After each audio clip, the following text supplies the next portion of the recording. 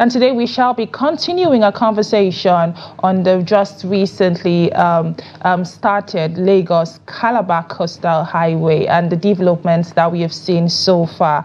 Last week we saw disbursement of funds to people who are going to be, whose property and businesses are going to be taken away or demolished in the process. And one of the latest news reaching us now has it that the Minister of State for Environment, Iziaq Salako, on Friday said that the Federal Ministry of Works has given or was given preliminary environmental and social impact assessment certification for scoping and site clearing for the Lagos-Calabar Coastal Highway.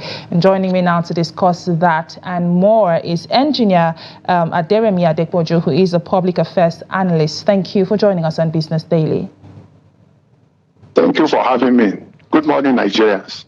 I would just like to hear your opinion on what we have seen so far.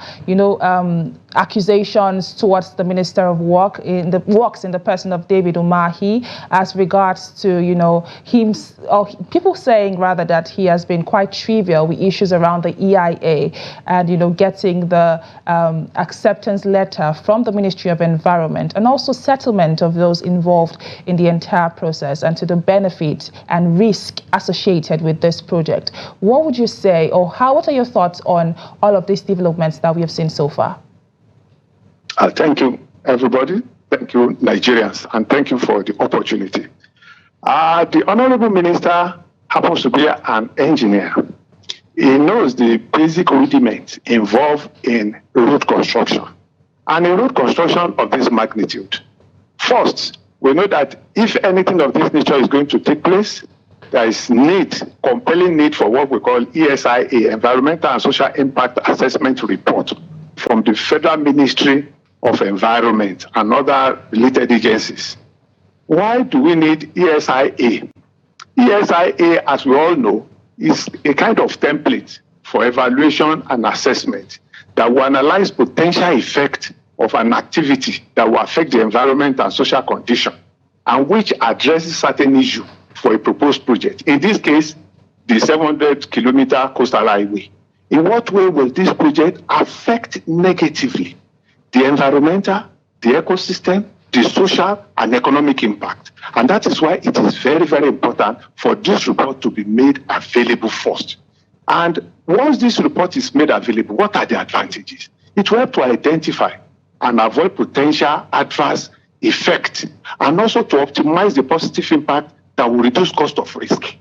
It's going to be a win-win situation for the government, for the affected property owners, and as well, able to build that trust in the public that, what this government is trying to do, it is to our own benefit, because where the necessary information is lacking and is not getting to the public, this trust will set in. Different form of information will start moving up and down. And when rumors circulate too much unchallenged, it takes on the token of truth. So the Honorable Minister is supposed to know this is very, very important. However, from what we learned, that the Minister of Environment just released the report to the Honorable Minister or to the Federal Ministry of Works after the demolition has commenced. This is not good enough. Indeed, I will want to hear from you. You are an engineer as well, and you've pointed out that the Minister of Works, David Umahi, is also an engineer. But is there a process towards acquisition of the ESIA? I ask this because it seemed to have come after the process had already commenced. That is what I'm trying to say.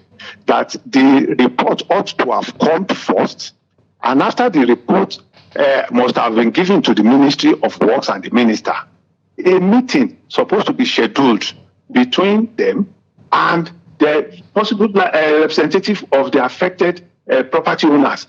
Then there's supposed to be a publication in all major media houses where all these things will be itemized and clearly spelled out that this is what we want to do, this is how it's going to affect, this is what we are going to do, and this is the likely compensation that each of the affected person is going to take home. So it's going to be a win-win situation. But instead, a lot of things were shrouded in secrecy. So many things were not, made known to the public, and which brings about gap in information communication. And this is what has really made a mess of the whole thing. No matter how beautiful a project is, if the people you want to benefit or you want them to gain from this project are not carried along, there's going to be a problem. That's one. Number two is that because what's supposed to come first is coming last, now gives room for the impression that the minister is being tried to be economical with the truth, or there is a kind of political whatever, sort of, in this situation now. Because if this had come earlier, the report had come earlier, made known to everybody, and the press are fully aware, the public knows about this thing, all this will have value when the demolition commenced, will not have occurred. Most of the landmark owners and some other property owners along that line said that what report they got initially, which motivated the investors to invest so much in that area, was that the so-called 700-kilometer coastal route supposed to start from the northern part of that region, not from their side, from their end here. And when this front and back was on, they asked the honorable minister, do you have all these evidences? The landmark people bring out their own evidences. Sadly enough, instead of us to address this issue with the seriousness it deserves, sorry to say, the government side was just playing to the gallery, which is not good enough. I'm an investor in my own little and small way. For someone to have invested so much in that area, not only landmark, so many other, it's just only that landmark is probably the only one that is, making the voice heard of other, of his own voice heard, and that of other investors, affected investors along that line. So government in future should have tried as much as possible to ensure that proper things were done due process. That's what we call due process. You can also hear about the due process involved in even the procurement process as well. What we had initially was that, this is going to be, the contract has been awarded to so and so high-tech construction engineering company.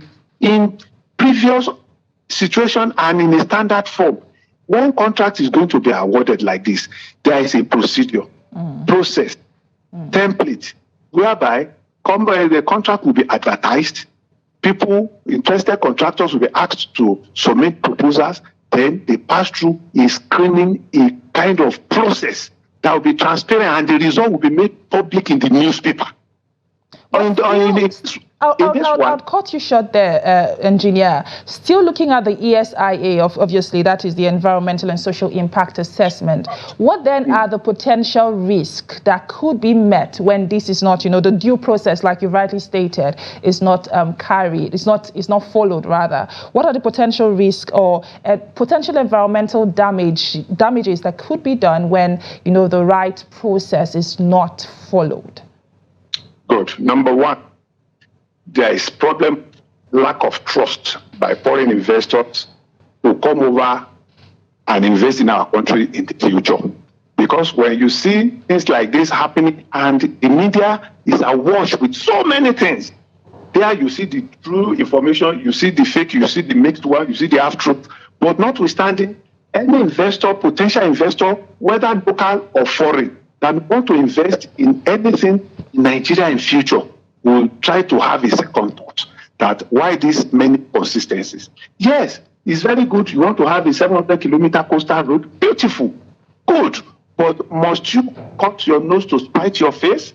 If certain things need to be done, in whose interest are you doing that thing to subvent or to circumvent those things that are supposed to be done? So a common man or an investor will now say, if this can be done to this man, then certainly my investment that I'm trying to bring into a situation like this may certainly not be safe. So that is number one. Number two, there's going to be a total disruption in the ecosystem of, in that, along that environment, especially that Lagos axis that we have this issue that started from. Because so many things have been put in place to ensure a balance in the ecosystem. Now that some of these things are being destroyed, and then the what we call the right of ways are being changed, and then they are moving deeper into the ocean. Such things like this will surely affect. It's going to affect what we call the blue economy. Thank God it is this same government that started the new ministry called the blue economy. There are a lot of investment potentials in ocean, rivers, water, and all the stuff. Like, if all these things are not followed and done the way it's supposed to be done, it's going to affect the blue economy, because it is from the environmental and social impact assessment evaluation report that will say if you try to put this thing inside this place, it will affect the marine, it will affect all the fishes, the animals, whatever in the ocean. It will affect, this can even cause flood in the future, this can cause ocean shortage and all this stuff. If all these things are not being put in place, these are things that can cause serious reverberating effect later in the future. Number 3 is also the aspect of the economic loss of the people that have invested so much. This landmark and other people along that corridor putting their investment in place and all those things, and the investment is being put to check now. Imagine the number of job losses. Imagine the number of other supporting businesses that are available along that corridor is going to be lost. And not only will it be lost, it will be lost as a result of, government is not even doing the right thing, because people will look at it as a kind of vendetta or whatever. Why will they do this when they know this thing has not been approved yet? Why are you now doing all these things? Why are you hurriedly doing them when you know that certain things need to be put in place first and they have not been put in place? You are only waiting for the report and you have commenced the demolition. Then what motivates? Where did you derive that notion? So, okay, let us start the demolition. Probably, if they are carried a bit, maybe the report will have said, okay, because if you start the demolition here, it's going to affect the economic, social, whatever of this environment. Why not let us turn it to this way? Laws are made by people. Laws are not meant for us alone to be obeyed, but must be seen to be properly obeyed and the effect on the social, economic, whatever of the country. So laws at times you can use it to make things better, not to make things worse for people. The road is good, but at the same time, try and see how the negative effect will not be more than the positive that is going to be derived from such project. And that is the primary importance of ESIA report, because it will guide, it will give you reasons, it will offer you solutions, substitutes. Okay, instead of you crushing all these things, if you demolish all these things, so amount of money will be lost. Why not send it to divert it towards this direction so that there will be minimal loss in the area of destruction, and then it's going to be a win-win situation, and the road will still go ahead and be constructed. So these are some of the things that are likely going to be the negative effect of not complying with the ESIA, or maybe waiting for the ESIA report before they commence demolition. You gave the analogy of, cutting your nose to spite your face. However, the Minister of Works has repeatedly spoken about the positives as regards to this project in the area of trade and trade facilitation, and obviously revenue generation as a whole. What do you have to say to that? Because you have spoken about the blue economy and how this may, be disadvantageous towards the blue economy. But it seems as though the positives outweigh the negatives. What are your thoughts on this? Well, it depends on prism where you are looking at it from. Sincerely speaking, the economic benefits, there are so many. Like I said earlier, engaging or going about coastal road is a very good business. It's a very good investment at this material point in time. But there are some things that you need to look at. Number one, in terms of the economic benefit, there are so many. There's what we call foreign investment by this road construction, because a new model is going to be used. That is concrete pavement for the road instead of the bitumen. A substantial part of the road will be on concrete pavement, and this will bring foreign direct investment, because this is a new concept in road construction in Nigeria. And this is the time Nigeria is looking for foreign investment.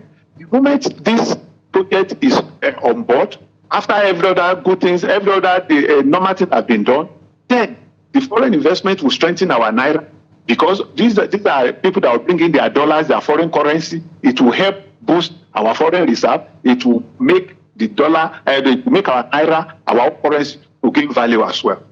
Cutting-edge technology will be used. Transfer of technology, because all the people that will come, they will have to employ local or engage our local engineers as well to come together and work on this thing. This is a massive project that will take about 8-9 years. So that will help in bringing foreign investment into Nigeria and boosting of our naira. That's number one. Number two, land tourism corridor is there.